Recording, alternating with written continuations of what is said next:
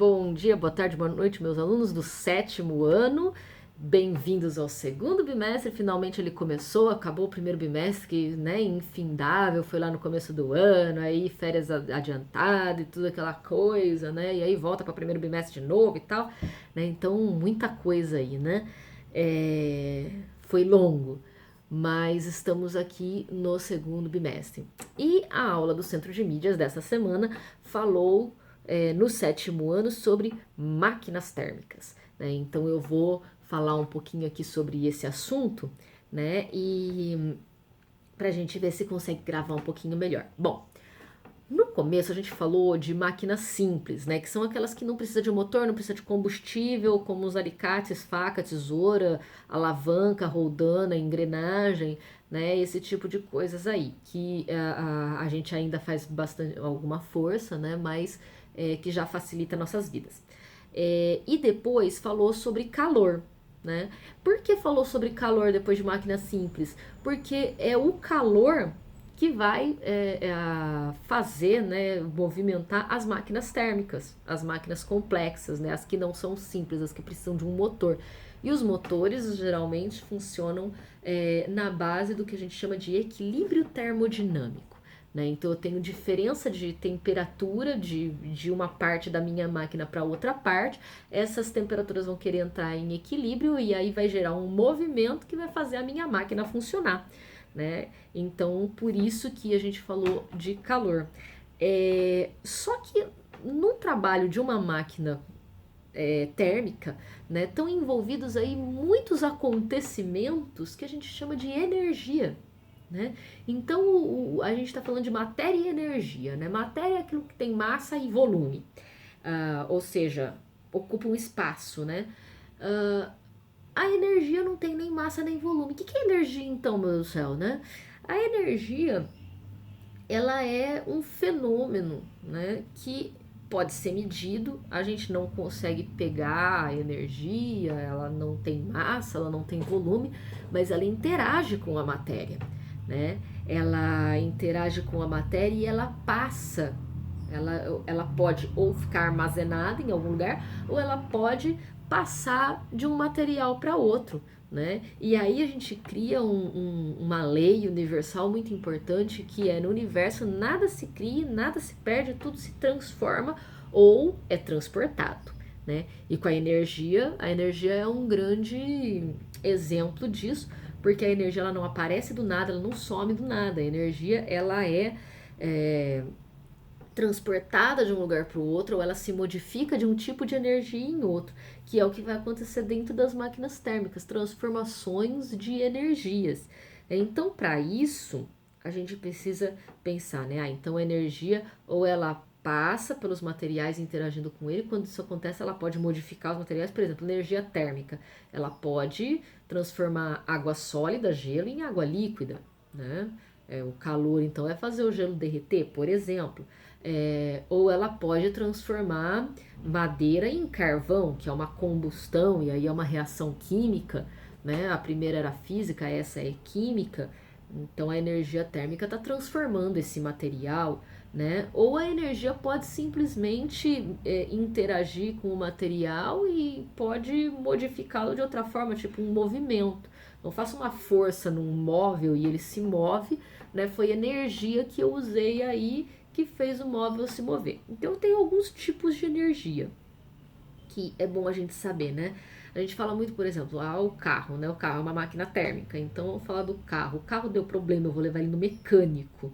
Por que no mecânico? Porque ele vai lidar com a parte mecânica do carro. E por que essa parte se chama mecânica? Porque é ali que acontece a transformação da energia que vem da gasolina, que é uma energia química, em energia mecânica. O que é energia mecânica? Energia mecânica é energia de movimento, de que fizeram uma força e aquilo se moveu, né? Então, é energia de movimento. Dentro dessa energia eu tenho, por exemplo, a energia cinética, que é o movimento em si. O carro correndo tem energia cinética, né? Eu correndo tenho energia cinética. Meu braço mexendo de um lado para o outro tem energia cinética aqui. Também a energia mecânica é uma que a gente chama de potencial gravitacional. O que é potencial gravitacional? Quando alguma coisa está fora do chão. Eu seguro isso aqui no alto, isso aqui está no alto. Com relação ao chão, isso aqui tem uma energia potencial gravitacional. Está guardado nesse objeto a energia potencial gravitacional, porque a Terra está puxando ele, né? A Terra está puxando ele com a sua gravidade. Então, potencial gravitacional. Também está dentro da energia mecânica a energia potencial elástica. Elástica. Quando o elástico está esticado, está guardado nele a energia potencial elástica. Ou se eu tiver uma mola, ela pode estar esticada, ou quando eu espremo a mola, né, que ela quer voltar. Então, esse querer voltar, né? Por que isso está dentro da energia mecânica, que é de movimento, se ele está parado? Porque ele está querendo se mover para o estado de equilíbrio dele. Né? Então, isso é energia potencial elástica. Essas três, cinética, que é o movimento em si, potencial gravitacional, potencial elástica, são mecânicas, fazem parte da energia mecânica. Eu tenho a energia elétrica, que é essa que chega nas nossas tomadas e que faz os nossos aparelhos funcionarem, que é a eletricidade. Eu tenho energia térmica, que é a energia do calor, da agitação das partículas. Quanto mais agita, mais energia térmica ela tem. Quanto menos agita, menos energia térmica ela tem. Eu tenho energia química, que é aquela guardada dentro das ligações químicas das substâncias, né? Então, quando eu me alimento, os alimentos que me dão energia, como os açúcares, né, os carboidratos, eles estão cheios de energia química guardados dentro da molécula dele. Quando quebra, eu solto essa energia química e eu posso usar para andar, para falar, para pensar, né?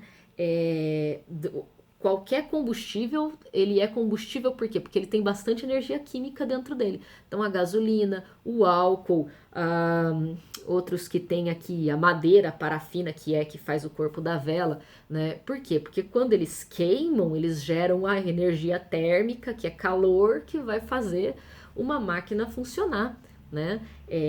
Então, essa energia vai se transformando da química que está lá dentro na combustão, né? E eu tenho energia eletromagnética. A energia eletromagnética vem das ondas que a gente chama de ondas eletromagnéticas, que são ondas que conseguem viajar sem matéria nenhuma, né? A gente chama de energia eletromagnética, por exemplo, ondas de rádio.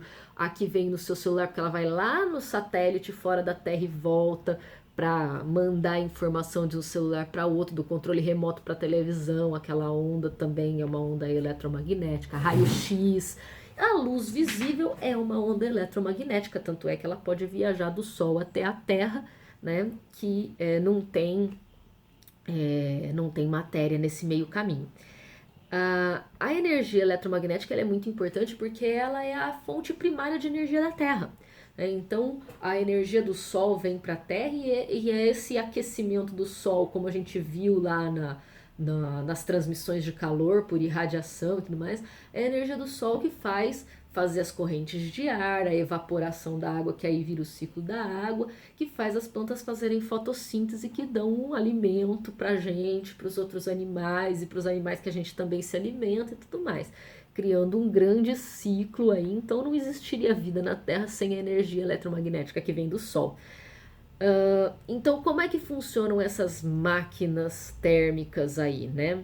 A máquina térmica, ela precisa de uma fonte primária de energia armazenada, né? Um combustível, então, que vai ter energia química. Então, esse combustível, antigamente, os primeiros combustíveis que usavam eram madeira e carvão, né? Queimava madeira e carvão. O problema é que dava poluição demais, né? Então, aí, hoje em dia, a gente usa gasolina, a gente usa o álcool, né? Então, esses combustíveis aí. Esses combustíveis eram usados para queimar, né? Fazer a queima desses combustíveis, e essa queima gerava energia térmica. A energia térmica ela era usada para aquecer uma caldeira cheia de água.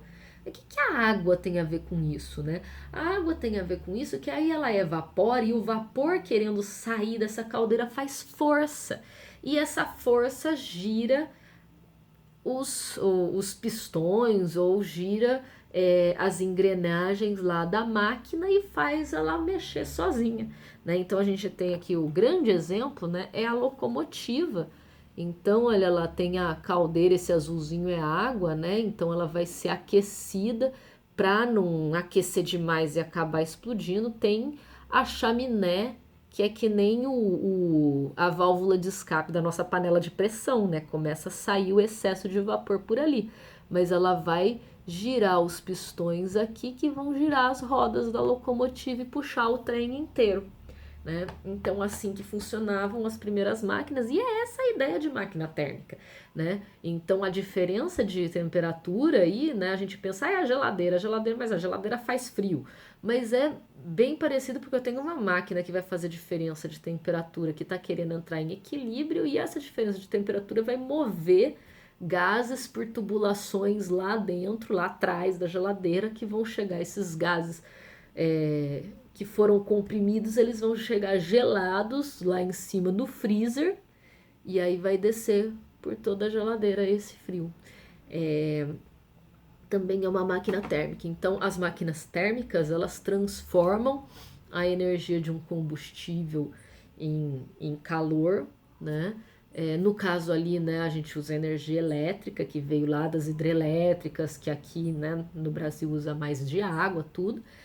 E eles vão usar, então, essa energia inicial, que pode ser de um combustível ou da eletricidade, para gerar calor, e esse calor gerar um trabalho, que no caso do trem ou do carro é um movimento, né? Ele quer gerar movimento, no caso de alguma coisa que se mova, né? De um automóvel, de alguma coisa assim. Então, a energia do aquecimento, né, a energia térmica sendo transformada em um trabalho, é a função aí das máquinas térmicas. Então, máquinas que levam motores são as máquinas térmicas. Na próxima aula a gente vai falar mais de combustíveis, os renováveis e os não renováveis, qual polui muito, qual polui menos, o que seria melhor usar, né? E aí a gente vai ver isso então. Bom, gente, é isso. Espero que tenha ajudado a esclarecer, fortalecer, e aí você pega a aula do Centro de Mídias e mais essa que eu falei aqui, que eu expliquei aqui, e para fazer as atividades que eu mandei aí do capítulo. Se você não for meu aluno, também você usa para tentar entender melhor o assunto, né? Conhecimento nunca é demais. E é isso, gente. Essa foi a primeira aula do bimestre. Vejo vocês na próxima e até!